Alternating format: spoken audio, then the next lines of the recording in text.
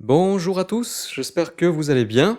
Je vous fais cette vidéo pour vous montrer, pour vous aider à réaliser le DM que je vous ai laissé. Donc, je vous rappelle, ces DM, ce sont c'est le contenu de ce DM, c'est en fait toutes les notions, tous les prérequis dont vous aurez besoin pour aborder le prochain chapitre. Donc, comme je vous ai expliqué, CDM, c'est justement fait pour essayer de combler toutes les lacunes, tous les besoins que vous avez. Euh, donc justement, on va partir sur ça. Les premiers exercices. Dans l'exercice 1, on voit, donc on nous demande de calculer les expressions suivantes. Là, on voit que on a des signes plus, des signes moins. Comment gérer ça? Donc ça, c'est le calcul entre nombres relatifs. Eh bien, c'est très simple. Il y a une loi pour l'addition et la soustraction de nombres relatifs. Quand on a l'addition de deux nombres positifs, eh bien, on fait comme vous avez appris depuis très petit. Donc 3 plus 3, ça fait 6. Si on a deux nombres négatifs, donc moins 2 et moins 2, eh bien ça sera égal à l'addition entre les deux, tout en gardant le signe négatif.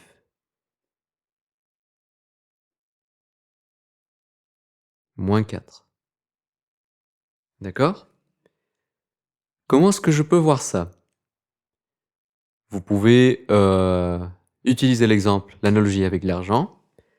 Donc ici, si j'ai 3 euros et puis que je gagne 3 euros, au final, j'aurai 6 euros.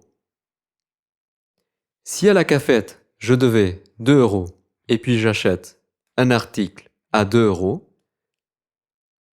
sans le payer, donc en prenant encore du crédit, je vais encore devoir 2 euros. Donc, devoir 2 euros et puis devoir encore 2 euros, ça revient à devoir en tout 4 euros. Donc quand je dis devoir de l'argent, je mets le signe négatif. Quand je mêle deux nombres de signes différents, donc un de signe positif et l'autre de signe négatif, eh bien ça change un petit peu. Donc par exemple 3 moins 2,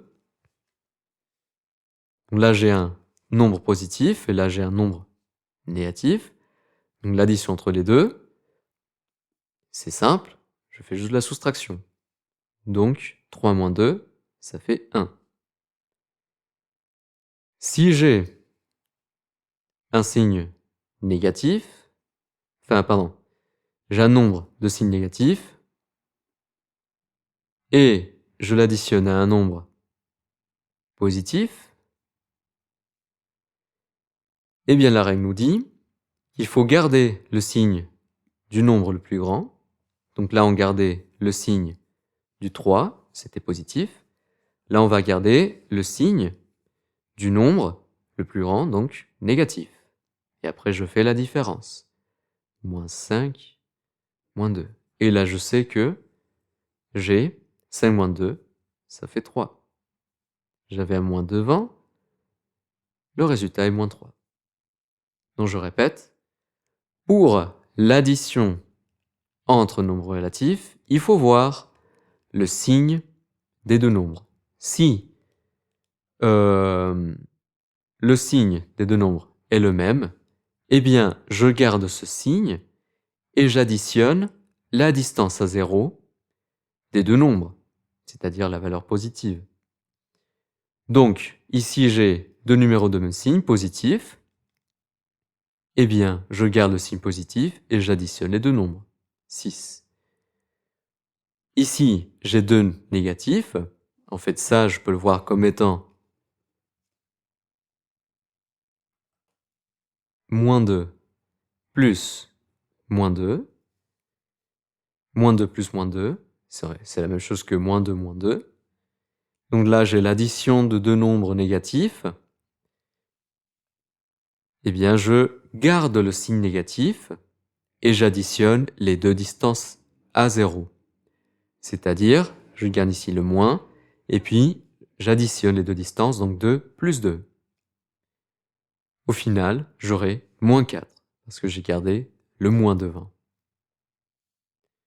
Ici, 3 moins 2, et puis moins 5 plus 2, c'est en fait l'addition de deux nombres relatifs de signes différents. La règle nous dit que quand on a deux nombres relatifs de signes différents, eh bien, on va prendre le signe du nombre plus grand, donc là c'est positif, là c'est négatif, qui donnera le signe du résultat. Et puis, on fait la différence entre les distances à 0. Donc, la distance à 0 de plus 3, c'est 3. La distance à 0 de moins 2, c'est 2. Donc là, je fais 3 moins 2. Ici, je garde le signe négatif parce que ça, c'est un négatif. Le plus grand, pardon, des deux, c'est un négatif. Et puis, la différence entre les distances à 0, c'est en fait la distance à 0 de moins 5, c'est 5.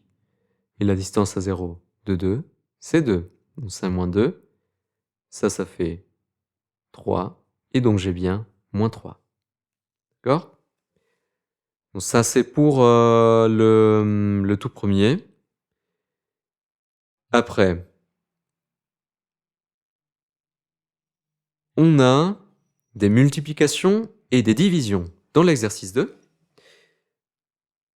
on doit suivre une autre règle, donc la règle de la multiplication et division entre nombres relatifs. Elle est très simple. Quand on a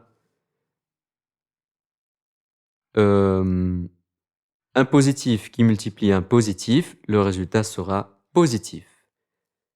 Quand on a, je vais mettre le signe, donc plus fois plus est égal à plus, moins fois moins est égal à moins. Pardon, à plus, justement. Donc plus fois plus est égal à plus, moins fois moins c'est égal à plus, moins fois plus est égal à moins,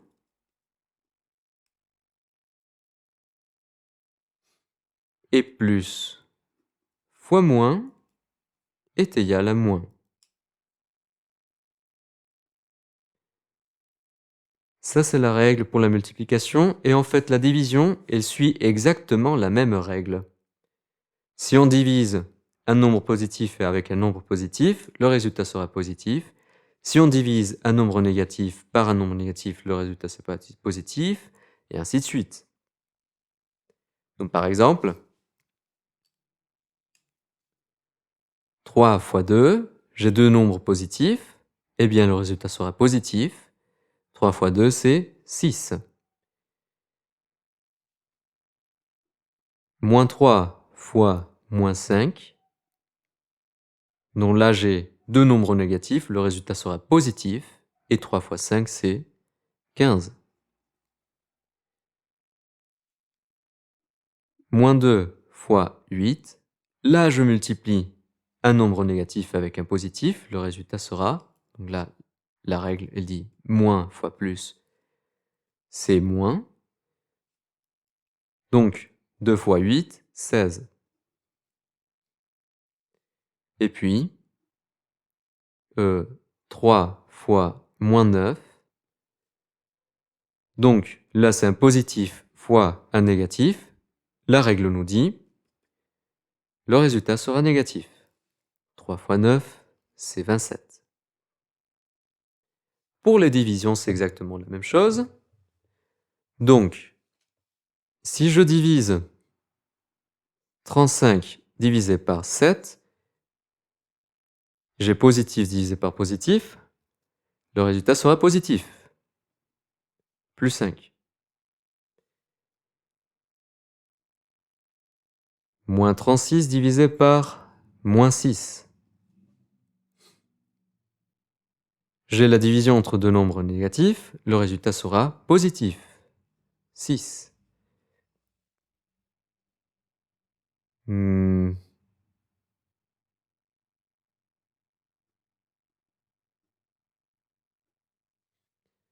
Moins 56 divisé par 8, eh bien, j'ai un négatif et un positif. La règle me dit, négatif divisé par positif, c'est négatif.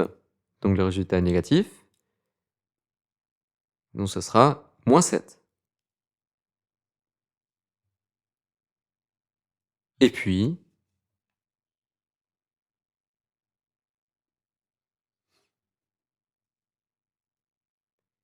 euh, 24 divisé par moins 6, j'ai positif divisé par négatif, le résultat sera négatif. Donc, moins 4. D'accord? Pour l'exercice 3, ça sera pareil. Ah non, il y aura des priorités opératoires. Donc, je vous rappelle les priorités opératoires. Normalement, en 5e, vous avez vu un petit triangle.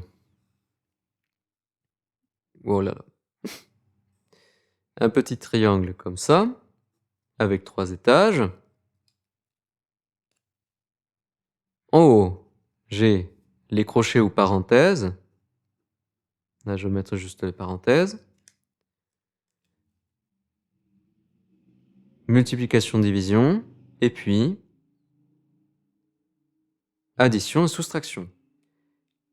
Que veut dire cette pyramide? Ça veut dire que les parenthèses ont de la priorité par rapport à la multiplication et la division, et eux-mêmes ont la priorité par rapport à l'addition et la soustraction. Donc, il faut faire d'abord tout ce qui est entre parenthèses, et puis tout ce qui est entre multiplication et division, et puis tout ce qui est entre des additions et des soustractions. Je mets un petit exemple. Si j'ai le calcul suivant, 3 plus 2 plus 3 fois 4, qu'est-ce qu'il faut faire d'abord? La pyramide me dit, il faut faire d'abord tout ce qui est entre parenthèses. Sauf que, à l'intérieur de la parenthèse, j'ai une addition et une multiplication. Donc, il faut que je fasse d'abord la multiplication. 3 fois 4, ça fait 12. Donc j'ai 3 plus 2 plus 12. Il faut que je finisse tout ce qui est à l'intérieur de la parenthèse. 2 plus 12, ça fait 14. Et au final, je peux finir mon opération. Je mets un autre exemple. Je mets 2 fois 5 plus 3 plus 12 divisé par 3 plus 1. Ok, on a plusieurs opérations. Donc, la règle des priorités opératoires me dit qu'il faut faire d'abord tout ce qui est entre parenthèses. Et donc, c'est 5 plus 3. Donc, à l'année suivante, j'ai 2 fois 5 plus 3, ça fait 8. Plus 12 divisé par 3 plus 1. Là, j'ai des multiplications, des divisions, des additions. La priorité me dit qu'il faut faire d'abord les multiplications et divisions.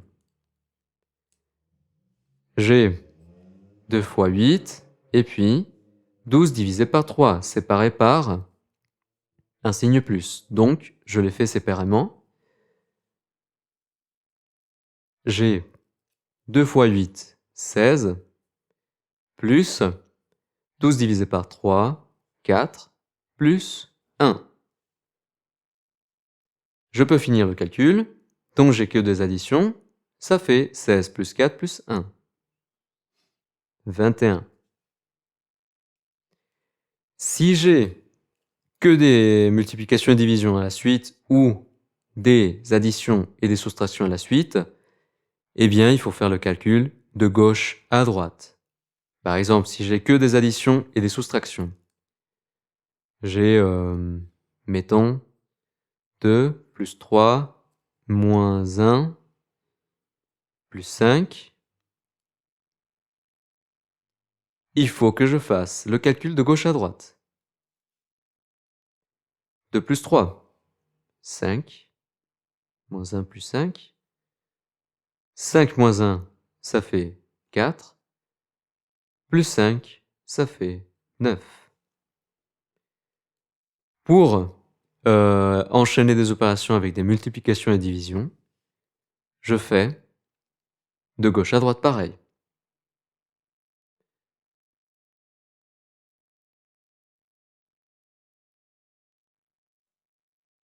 Donc, 36 divisé par 6, ça fait 6. Fois 2, ça fait 12. D'accord? Donc toujours de gauche à droite quand j'ai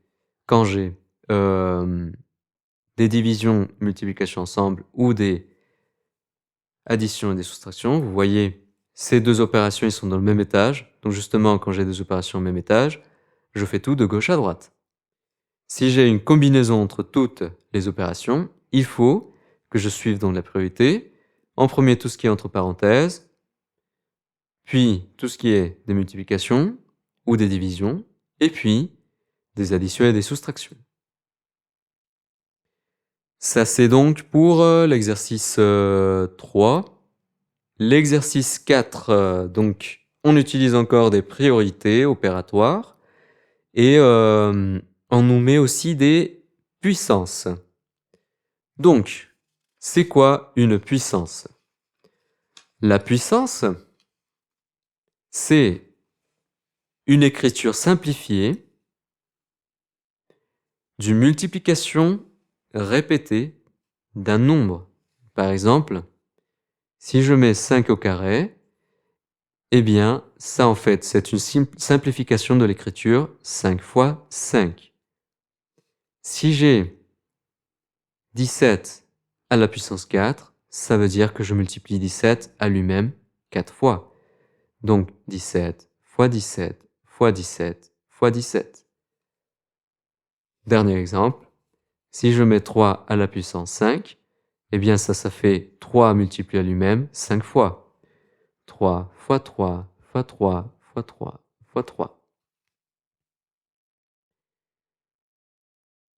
Il y a une priorité, une propriété. En fait, la puissance 0, donc par exemple 4 à la puissance 0, eh bien tout nombre à la puissance 0, ça fait 1.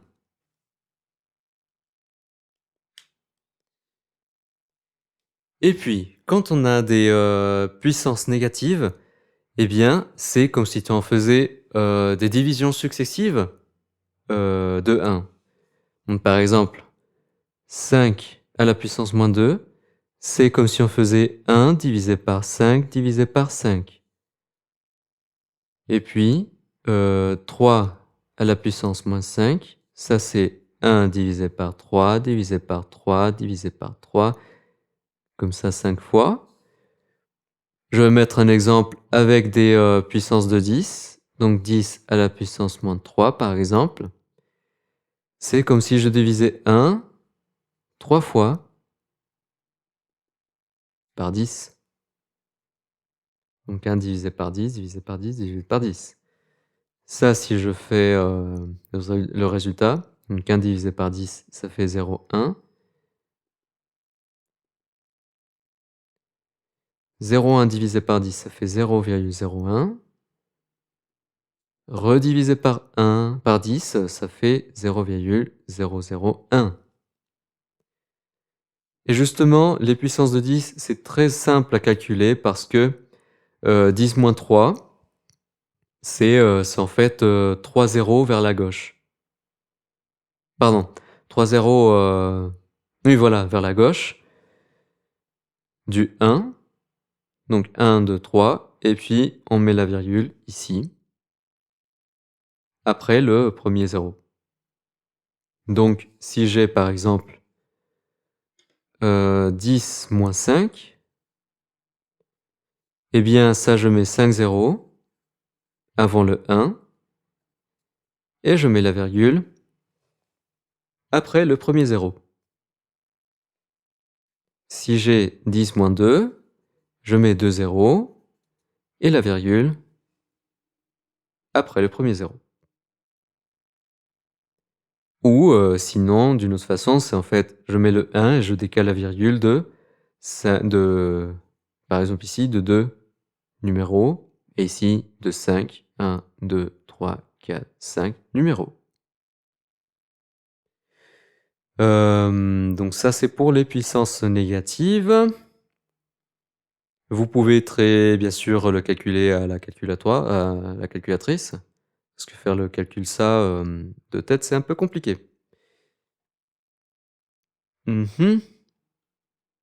On continue à regarder les exercices du DM. Oui, écrire sous la forme d'une seule puissance pour l'exercice 11. Quand on a la multiplication de deux nombres qui sont écrits sous forme de puissance, donc par exemple 2 puissance 2 fois 2 puissance 4, et que ces puissances, ils ont la même base, c'est-à-dire le même nombre ici en bas, eh bien, la propriété me dit que les exposants s'additionnent. Donc j'ai 2 à la puissance de plus 4, ce qui fait 2 à la puissance 6. Et si j'ai des puissances négatives, eh bien, c'est la même chose. Donc, par exemple, 3 à la puissance 5 fois 3 à la puissance moins 2.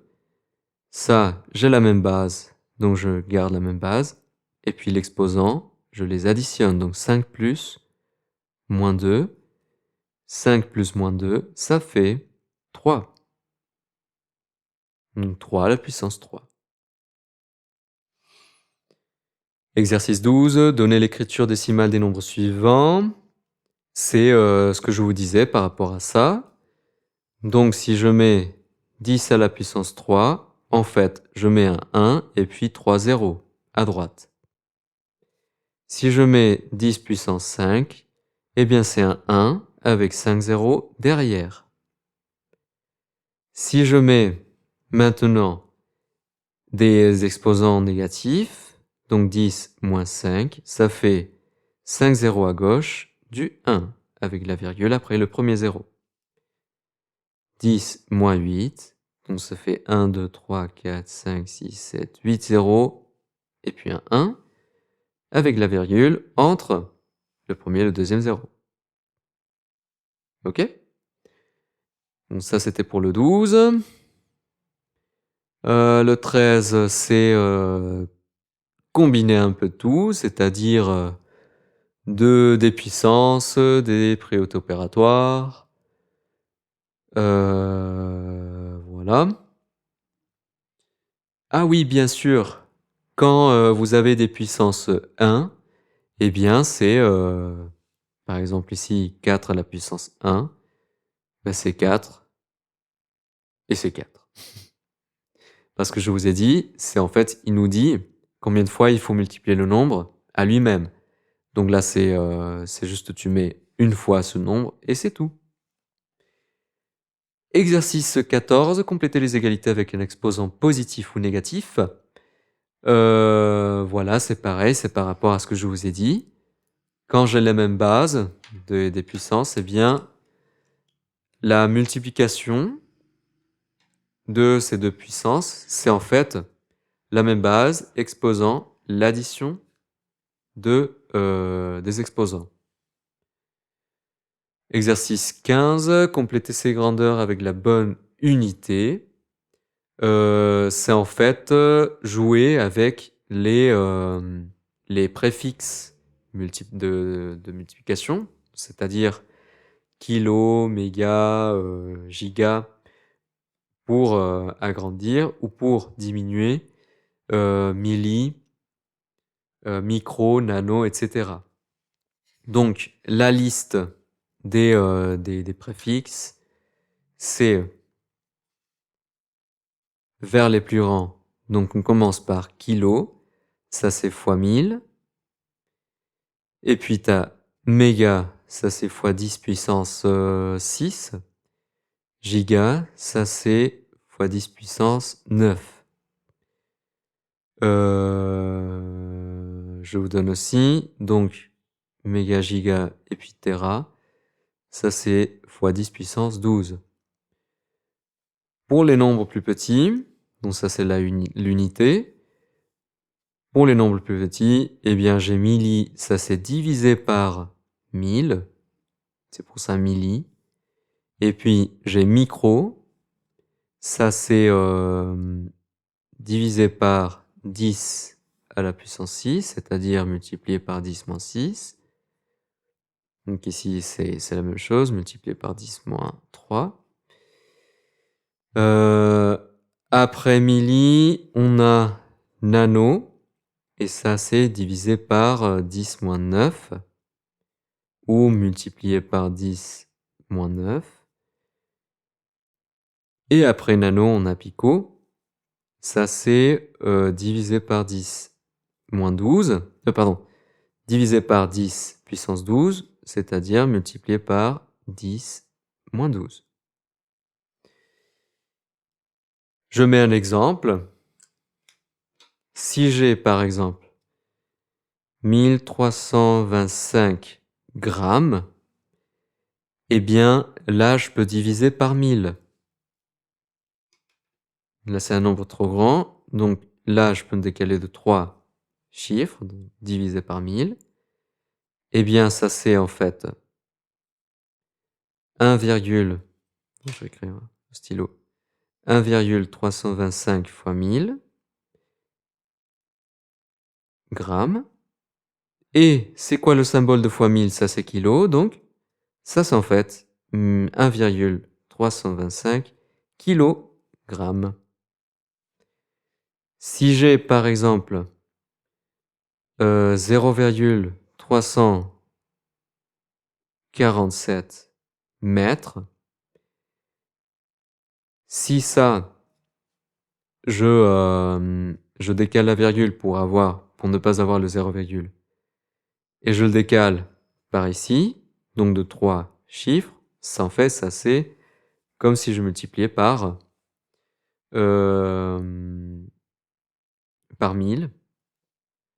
Donc ça en fait, je peux mettre 347 divisé par 1000. Voilà, donc 347 divisé par 1000, c'est bien 0,347 mètres. Eh bien, c'est quoi le divisé par 1000? C'est le milli. Donc ça, je remplace, c'est 347 millimètres. OK? Puis, 17, donner la notation scientifique des nombres suivants. Ça, c'est assez simple, en fait. Il faut trouver, donc ça, c'est similaire comme ici, c'est en fait trouver une simplification de l'écriture.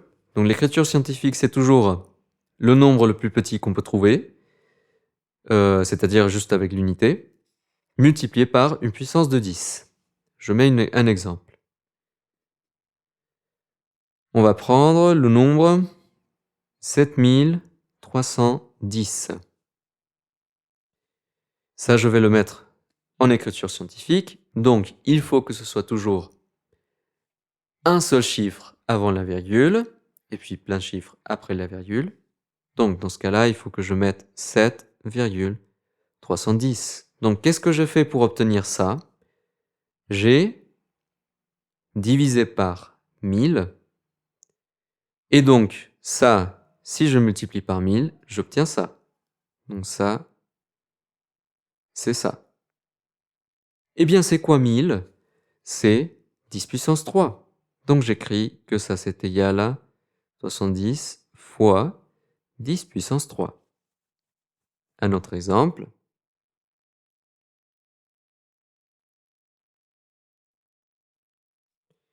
Voilà. 63 201 000.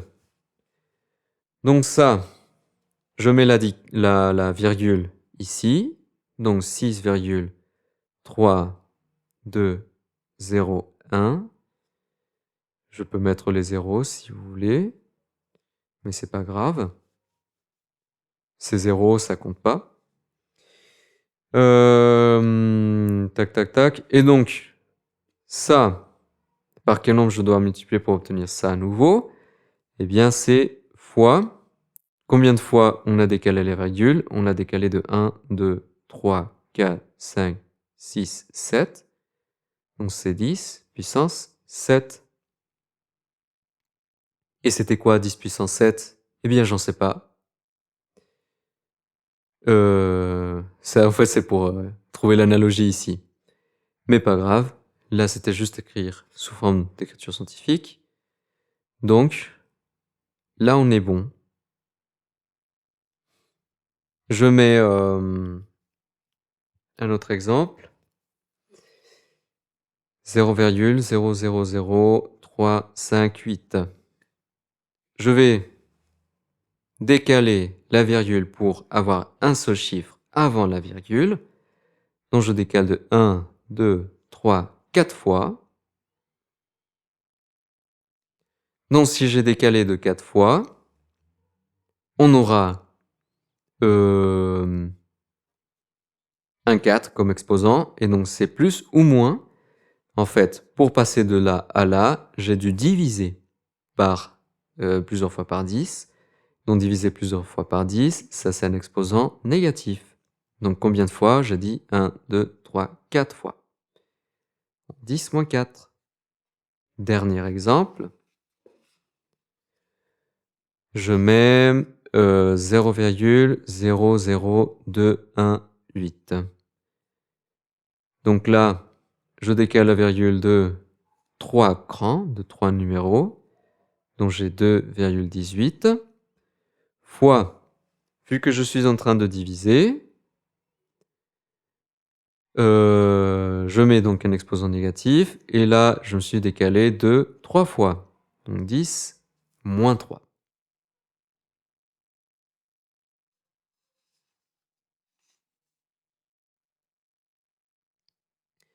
Pour l'exercice 38, on passe maintenant à un autre sujet. Donc là, ce sera sur les proportions. On a différentes manières de représenter une proportion. Donc, par exemple, je vais mettre un gâteau. Je vais le couper en 5 parties égales. Voilà. Et je vais colorier 2 tranches.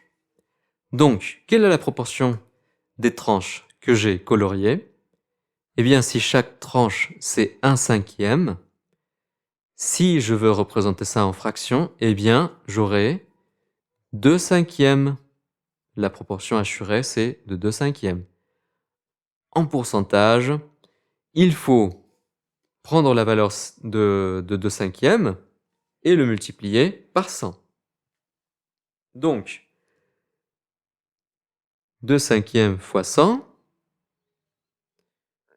2/5, c'est 0,4. Fois 100, ça fait 40. Eh bien, je dis que, ici, la proportion assurée, c'est 40% du total.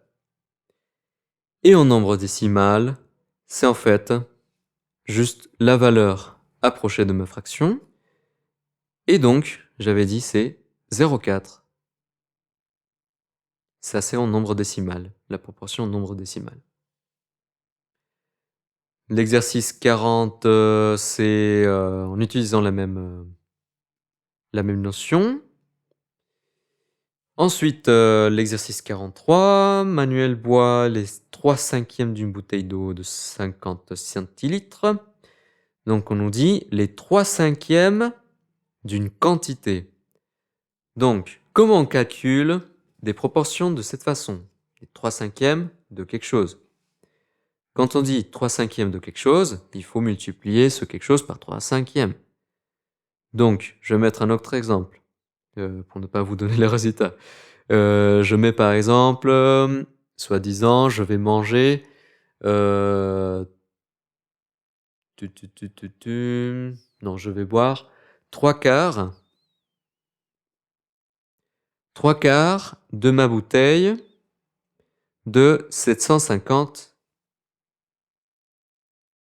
millilitres.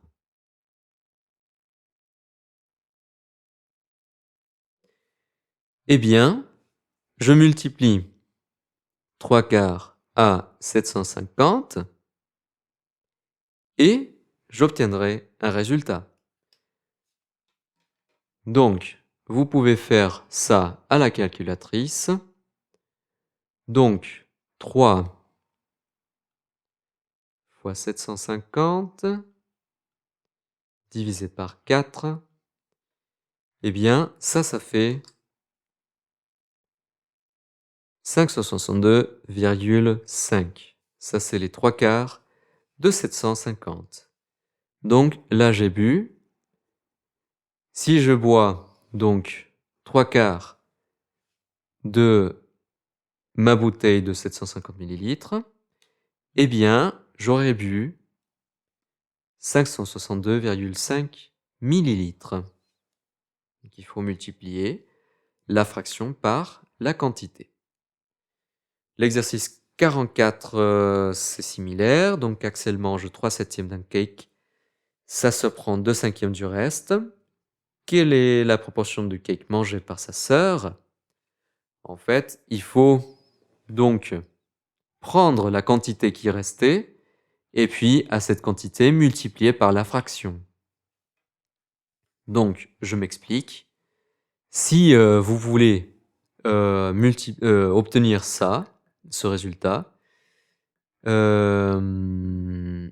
faut donc multiplier les deux fractions. Donc, on va prendre un gâteau. Eh bien, moi, je vais prendre un quart. Je vais manger un quart du gâteau. Et je laisse à mon frère le reste du gâteau. Ok? Donc, moi, je mange un quart et je laisse le reste pour mon frère. Mon frère, il va manger un tiers de ça.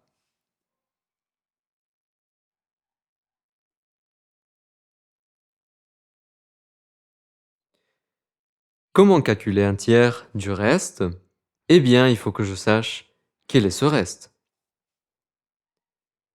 Donc, si moi j'ai mangé un quart, le reste est 3/4 du gâteau. Et donc, les 1 tiers du 3/4, 1 tiers de 3/4 est en fait la multiplication des deux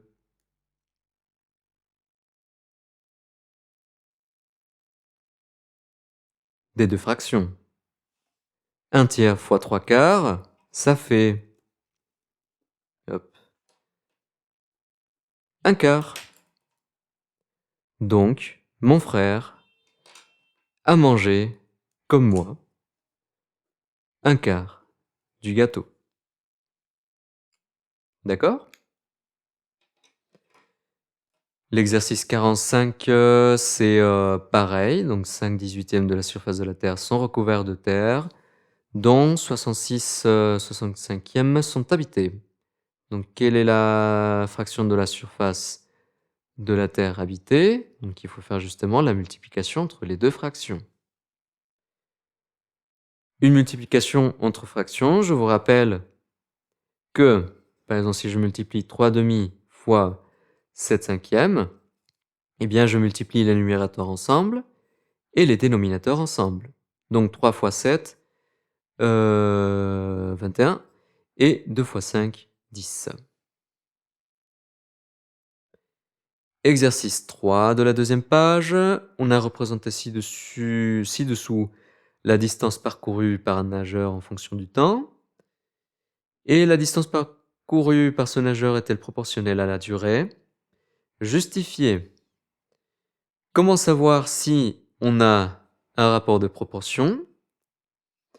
Eh bien, il faut voir si on avance de la même quantité, c'est-à-dire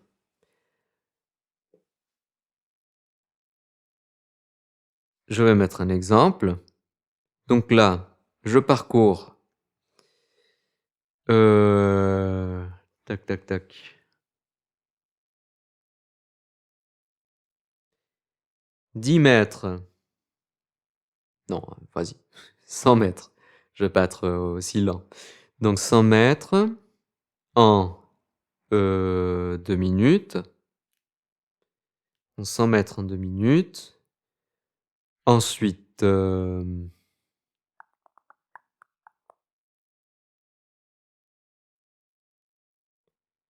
voilà. En 8 minutes, j'ai fait 400 mètres.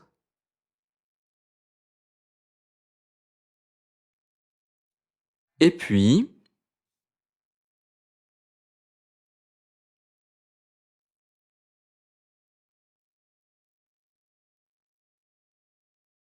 en 24 minutes, j'ai fait 1200 mètres. Donc, la question c'est si la distance parcourue par le nageur est proportionnelle à la durée. Eh bien, j'observe si j'ai des proportions égales. Donc, de 2 à 8 minutes, là j'ai multiplié par combien? Par 4. Est-ce que j'ai multiplié de la même chose pour la distance? Eh bien oui. Ensuite, ici à ici, 8 à 24, j'ai multiplié par 3. Est-ce que j'ai multiplié par 3 ici? Eh bien oui, j'ai multiplié. Donc, la distance parcourue par ce nageur est proportionnelle à la durée. Parce que on a les mêmes proportions ici, entre justement les durées et les distances.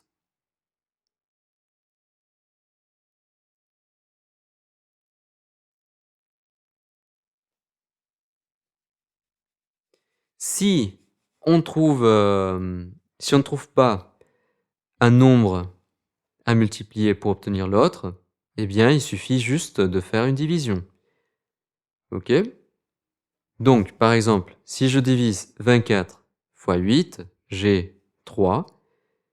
Et si je divise 1200 par 400, j'ai 3. Si j'ai le même nombre, on parle donc d'une proportionnalité. D'accord? Donc justement, je vous recommande de faire les divisions pour l'exercice en question. On continue l'exercice 7. 5 tubes de colle coûtent 6,25 €. Quel est le prix de 9 tubes? Ça, il faut faire un produit en croix. Donc, je mets un exemple qui n'a rien à voir, pour ne pas vous donner le résultat. Je vais dire que tac, tac, tac, j'achète 3 stylos pour 1,20 €. Donc, quel est le prix pour 10 stylos? Je fais un produit en croix. Le produit en croix, en fait, c'est 10 fois 1,20 divisé par 3 pour obtenir ce résultat. C'est pour ça le produit en croix. Donc je fais 10 fois 1,20 € divisé par 3 pour obtenir le résultat. Donc j'ai 12 divisé par 3, et bien ça c'est 4 €. Donc je paye 4 € pour 10 stylos.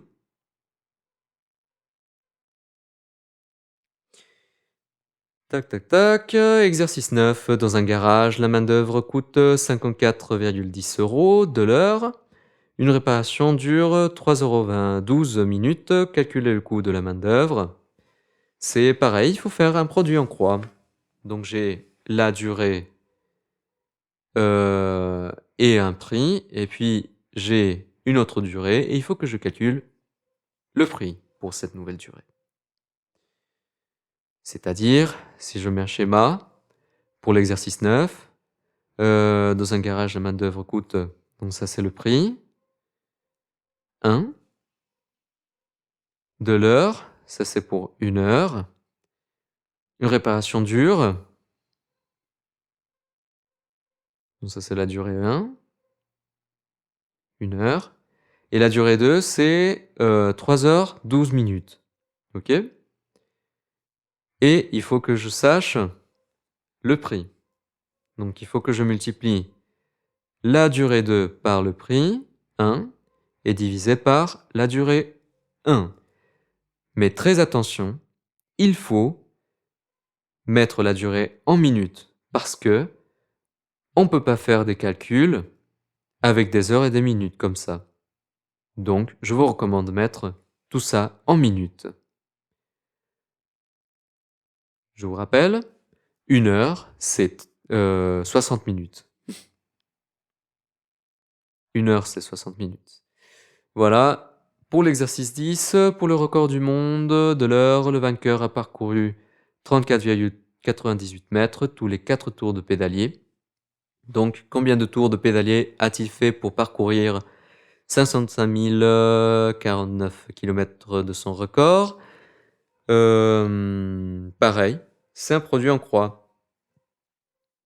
Donc, ça c'est distance 1, tous les 4 tours. Combien de tours de pédalier a-t-il fait pour parcourir la distance de 555 000? Ah non, pardon, désolé, je sais pas pourquoi j'ai dit 1000 si c'est virgule. Voilà, c'est parce que dans le système mexicain, vous savez, la virgule, c'est pour séparer les chiffres. Donc oui, pardon, je répète. Donc le vainqueur a parcouru 34,98 mètres. Tous les 4 tours de pédalier, combien de tours de pédalier a-t-il fait pour parcourir les 55,089 km de son record? Donc, ce qu'il faut faire, c'est pareil, un produit en croix. Donc ça fois ça divisé par ça pour obtenir lui. Donc la distance fois 4 tours divisé par la première distance pour obtenir le résultat. Le dernier exercice, l'exercice 12. Il faut, tac, tac, tac, on nous dit sur une carte, 3 cm représentent 50 km. Yvan mesure 42 mm de route pour son trajet. Quelle est la longueur du trajet d'Yvan? Pareil, il faut faire un produit en croix. Attention à toujours convertir les données. Donc, il ne faut pas mélanger des millimètres avec des centimètres. Il faut que vous transformiez tout soit en centimètres, soit en millimètres. Donc, pour transformer les distances, utilisez le tableau. Donc, mètres, décimètres, centimètres, millimètres. Si j'ai par exemple 31 millimètres, pour le transformer en centimètres, il faut que je place la virgule après le centimètre. Donc, ça sera 31 millimètres égale à 3,1 millimètres. D'accord? Ensuite, combien de temps mettra-t-il en parcourant 25 mètres chaque seconde? Tac, tac, tac.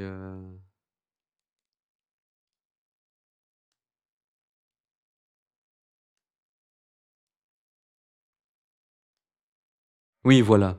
C'est en fait pareil, un produit en croix. Donc là, sur la première question, on aura calculé la longueur du trajet d'Yvan. Et ensuite, il faut calculer... pardon. On a calculé la longueur du trajet d'Yvan. On nous dit combien de temps mettra en parcourant 25 mètres chaque seconde. Eh bien, si je mets cette distance, le 25 mètres, et ici 1 seconde, le temps, il faut que je calcule, et ça, c'est la distance totale. Produit en croix. Finalement, la question 3, Yvan affirme que l'échelle de sa carte est 1 sur 2 millions. A-t-il raison? Justifié. C'est en fait, il faut, pour calculer une échelle, c'est,